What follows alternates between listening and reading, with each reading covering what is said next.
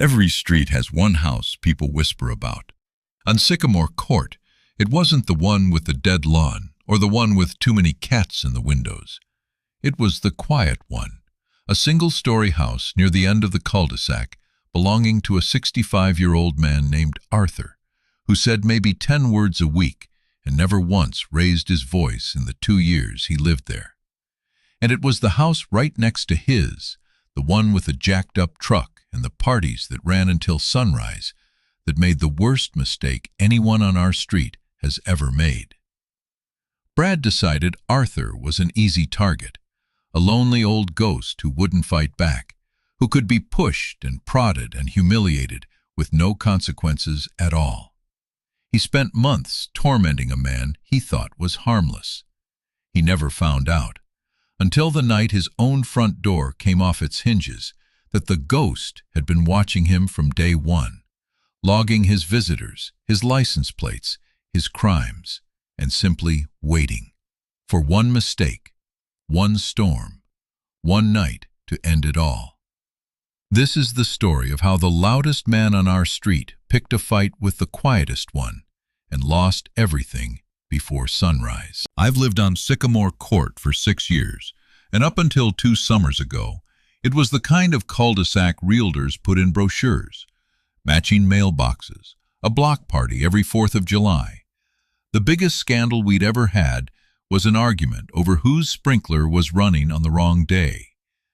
I work from home, which on a street this quiet means I end up knowing more about my neighbor's business than I probably should.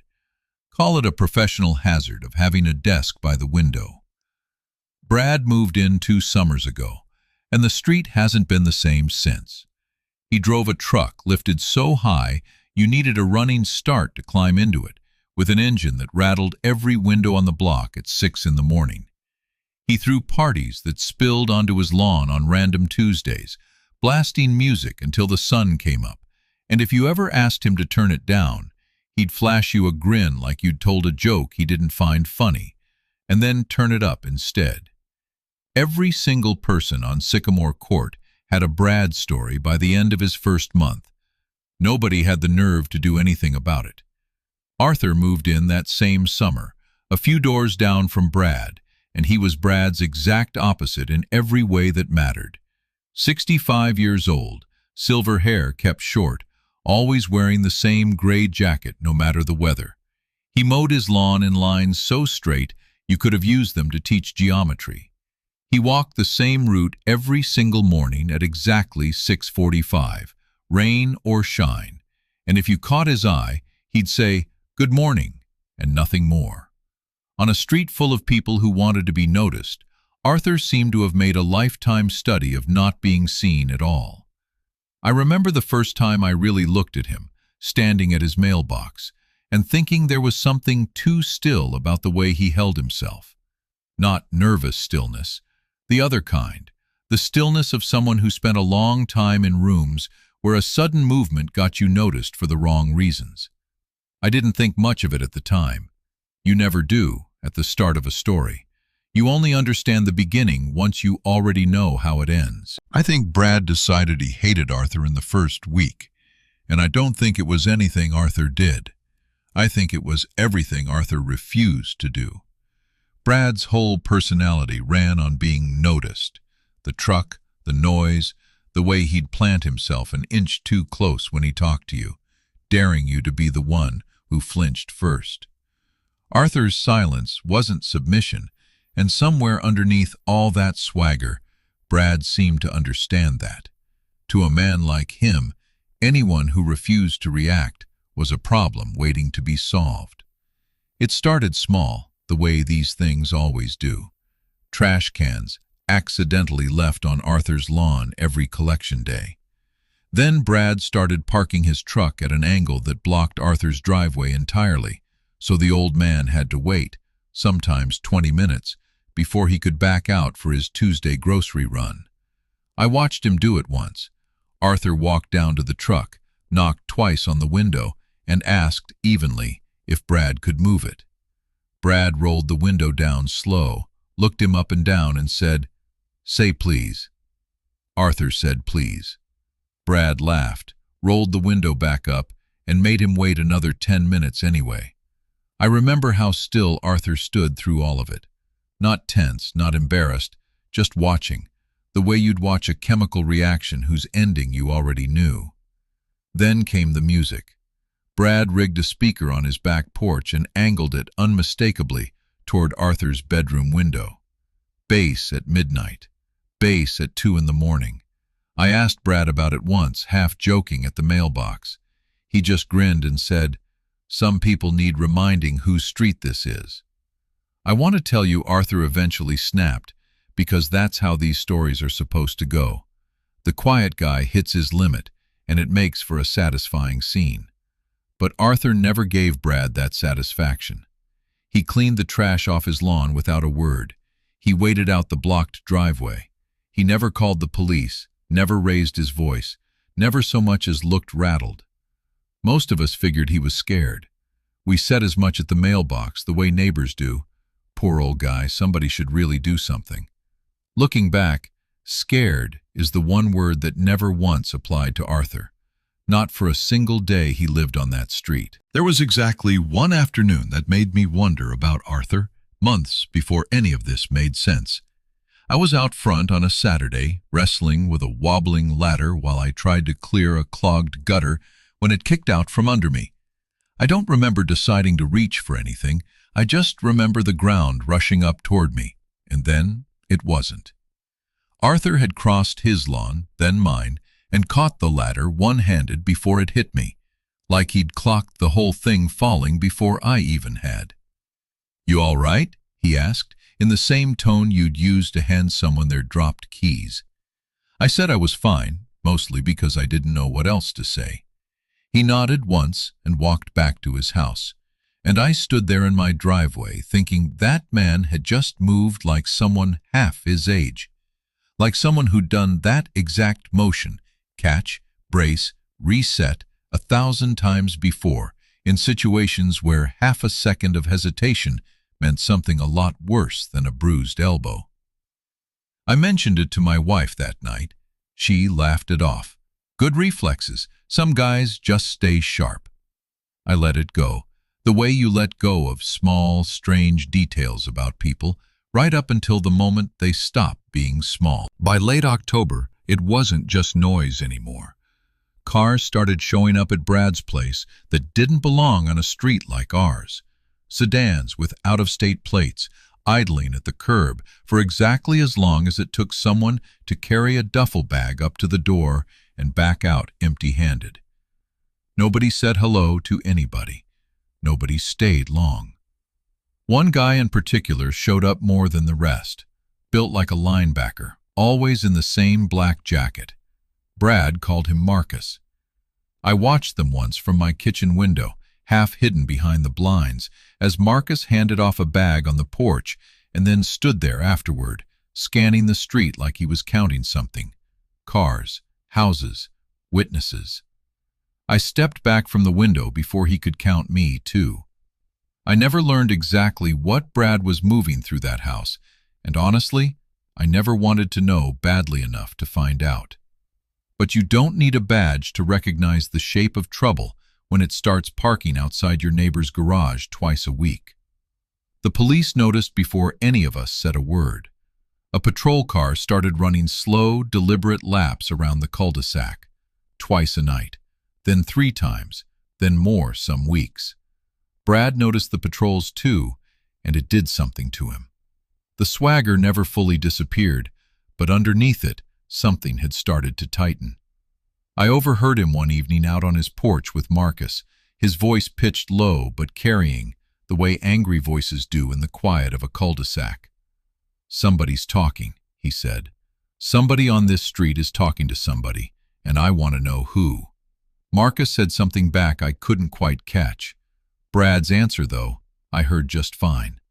"It's the old man. Has to be. Who else on this street even pays attention to anything?" I stood very still in my own driveway, hoping neither of them would glance over and wonder how much I'd just heard. 2 days later, Brad caught me getting my mail. He didn't come over friendly. He planted himself on the other side of my mailbox, arms crossed, and asked me, casual, like it was nothing at all, whether I'd talked to any cops lately, whether anyone had come around asking questions, whether I'd noticed anybody watching his house. I told him no, all 3 times, no. It wasn't even really a lie yet. Nobody had asked me anything. But I felt the weight of the question hang there anyway, the way you feel a hand hovering near your shoulder without quite touching it. Brad studied me for a second, like he was deciding whether to believe it, then said the thing that stuck with me for weeks afterward. Somebody on this street's gonna regret it if I find out they've been running their mouth. I went inside and didn't come back out for the rest of the day. I told myself it wasn't my problem. I told myself a lot of things that fall that didn't hold up later. The paranoia found its target within the week. I woke up to the sound of aluminum caving in. Brad, out in the gray of early morning, taking a baseball bat to Arthur's mailbox like it had personally wronged him. He didn't even try to hide it. He wanted Arthur to see. He wanted the whole street to see. I called the non-emergency line that afternoon and gave them Brad's address, told them exactly what I'd watched happen from my window. The woman on the phone was polite and completely unmoved. Property damage, no injuries, no independent witness willing to file a formal statement. They'd send a car by when they had one free. Nobody came that day. Nobody came the next either. I felt something between guilt and helplessness, watching Arthur clean up the wreckage of his own mailbox alone, piece by piece, without so much as a sigh. When I offered to help, he just said, "I've got it," in a voice so level it was almost unsettling, like he'd swept up worse messes than this one. 2 days after that, Brad keyed a long, ugly gouge down the driver's side of Arthur's sedan. I watched Arthur crouch beside it, run one finger along the scratch, and then, so quietly I almost missed it, pull out an old flip phone and take a photograph of the damage before he ever picked up a rag to clean anything. That wasn't the reaction of a man simply enduring bad luck. That was the reaction of a man keeping a file. I started noticing it more after that. Little things. A notepad in his shirt pocket that hadn't been there before. The way he'd glance at his watch whenever a strange car passed, like he was logging a timestamp. I didn't put any of it together yet. I just knew the man everyone assumed was helpless had started looking, very quietly, like someone building a case. I finally worked up the nerve to talk to him properly, on his porch, a few days after the car. I told him he should file a report, get a restraining order, do something official. I told him he shouldn't just keep taking this. Arthur was quiet for a long moment, looking down the street toward Brad's house, like he was reading something written there that the rest of us couldn't see. "Men like that only understand 2 things, he said finally. Attention and consequences. He's had all the attention a person could stand, and it hasn't worked. So now we try the other one." He looked at me, and for the first time since I'd known him, there was something almost gentle underneath the flatness of his voice. "Do me a favor. Lock your doors tonight. Whatever you hear, stay inside until it's over." I asked him what he meant by that. He didn't answer. He just went back inside, and I stood on his porch a while longer, feeling a particular kind of cold that had nothing to do with the weather. The storm rolled in 3 nights later, the kind that knocks out power grids and turns a quiet street into a black, roaring tunnel of rain. I remember thinking, even before anything happened, that it felt like the kind of night things get decided. Brad's truck peeled out around 10 and came back close to midnight, and even through the rain, I could hear that something in him had changed. No music, no shouting to friends on the porch, just the engine cutting off, and then a silence that meant someone was sitting alone in the dark, working themselves up to something. I found out afterward that Marcus had called him an hour earlier with bad news. 2 contacts had gone quiet. A shipment had vanished between 2 points it should never have vanished between, and someone, Marcus was sure of it now, had been feeding information to the police for months. Brad didn't need proof. He'd already decided who. Around midnight, I heard his front door slam. Through the rain-warped window, I saw him crossing his lawn toward Arthur's house, and even in the dark, even through the water running down my glass, I could make out what he was carrying. An iron pry bar, swinging loose at his side like he'd half forgotten it was in his hand. I picked up my phone. My hands weren't quite steady. I told myself I'd call in one more second, and then the next flash of lightning lit up the whole street like a photograph, and I saw Brad's shoulder slam into Arthur's front door. It gave on the second hit. I heard the wood crack even through my closed window, even through the storm. I should have stayed away from the glass. I didn't. I crossed instead to the side window, the one that looked straight across the narrow gap between our yards into Arthur's kitchen. And for the next handful of seconds, the storm handed me a story in pieces, lit only by lightning, gone as fast as it came. Flash. Brad, inside the kitchen now, pry bar raised over his head, screaming something the glass and the thunder swallowed whole. Dark. Flash. Arthur, not where I expected him to be, not backing away, not raising his hands. A single half step to the side, like he'd already known exactly where that swing was going to land before Brad had finished deciding to throw it. Dark. Flash. The pry bar buried in the doorframe exactly where Arthur's head had been half a second earlier, and Arthur's hand closing around Brad's wrist the way you'd catch a ball a child had thrown too hard. Dark. Flash. Brad twisting, off balance, Arthur turning with him instead of against him, using the momentum Brad had already built instead of fighting it. Dark. Flash. Brad on the floor completely, the pry bar skidding off somewhere out of frame, and Arthur standing over him, breathing exactly as steady as he had been a minute earlier, adjusting his sleeve like he'd just finished shaking someone's hand at a business meeting. Then the back door of Arthur's house flew open, and Brad came through it.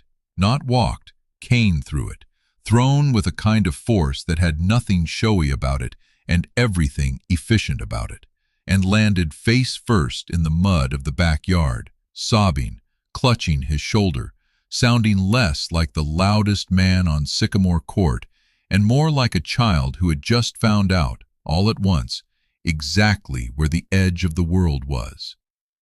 Arthur followed him out a moment later. He didn't look like an old man anymore.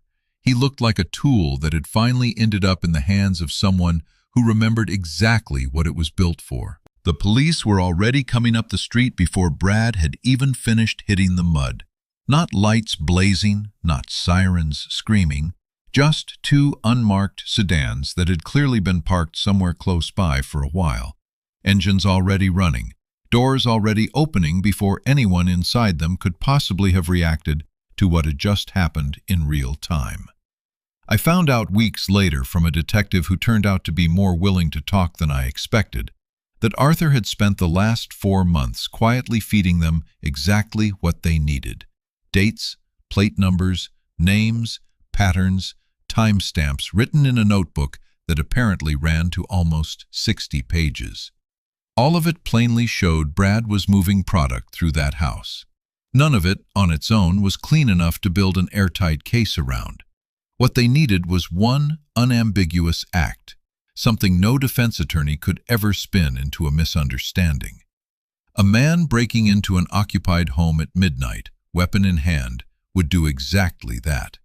So Arthur had made an arrangement with them weeks earlier. A phone hidden in a kitchen drawer that would ring twice and disconnect the second anything in that house crossed the line from threat into crime. That was the entire signal. 2 rings, no words. He'd made that call himself, the same instant Brad's shoulder hit the door, which meant, in the most literal sense, that Arthur had let himself become the bait in his own investigation, and had done it on purpose. The lead detective didn't offer a handshake right away.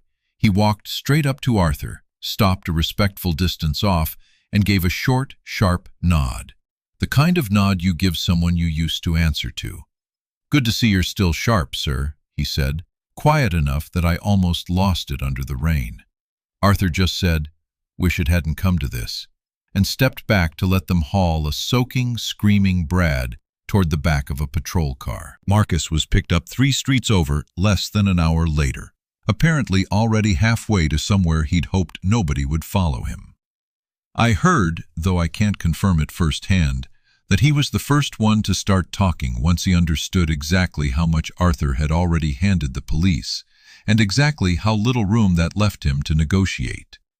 Brad went away for a long time, longer, I imagine, once the state finished adding up everything inside that 60-page notebook. The truck got towed within the week. The speakers went silent for the first time in 2 years. For a while, Sycamore Court was quieter than any of us quite knew what to do with. People still gathered at the mailbox to talk, but the subject had changed completely. Nobody whispered about the poor old man anymore.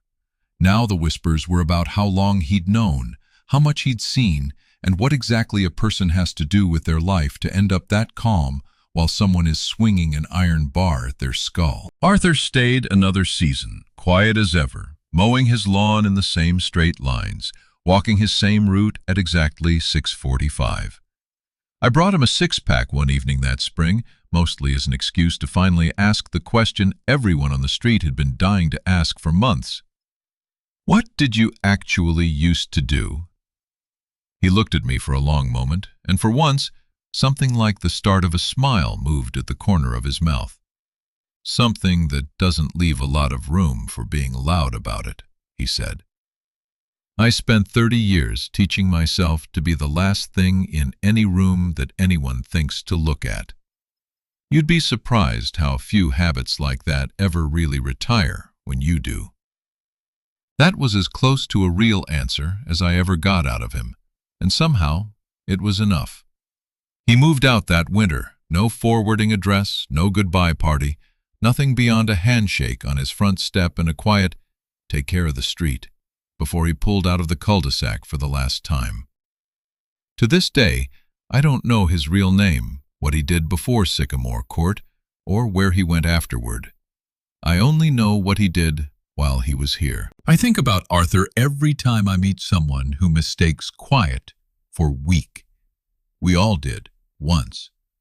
We watched a 65-year-old man get bullied for the better part of a year and assumed his silence meant he had nothing left to fight with, when the truth was the exact opposite. He simply never needed to raise his voice to win. Brad screamed to be heard on that street for 2 straight years. Arthur said maybe 100 words the whole time he lived there, and every single one of them ended up mattering more than anything Brad ever shouted. Justice doesn't always show up with lights and sirens blazing. Sometimes it shows up in a gray jacket, mowing its lawn in perfectly straight lines, keeping a notebook nobody knows about, waiting patiently for exactly the right storm.